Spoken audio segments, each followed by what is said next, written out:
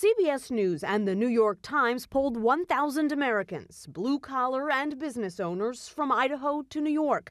We found deep pessimism about the economy and Washington's attempts to fix it. There's not a lot of good coming out of Washington right now. Just 15% of those polled approve of the job Congress is doing. That's close to an all-time low. Right now, no, I don't really trust them. And only 29% think the GOP is trying to work with the president, while 62% think Mr. Obama is reaching across the aisle. If Democrats and Republicans aren't going to find the middle of the road, then maybe we do need a third party. His frustration helps explain why nearly 20% of those surveyed now consider themselves members of the Tea Party movement.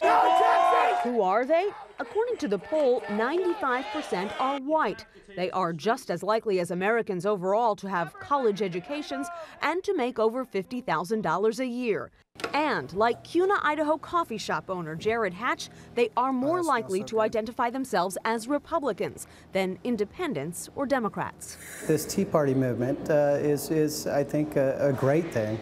It goes to show that the people aren't just going to stand for what the elected officials are going with. But for more than half the country, the Tea Party movement remains a relative mystery.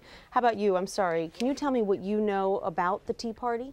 I know that it's a right-wing kind of conservative movement right now. I know that Sarah Palin is associated with the Tea Party, but other than that...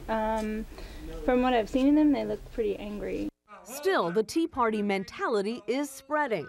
56% of everyone polled said they'd prefer a smaller government, providing fewer services.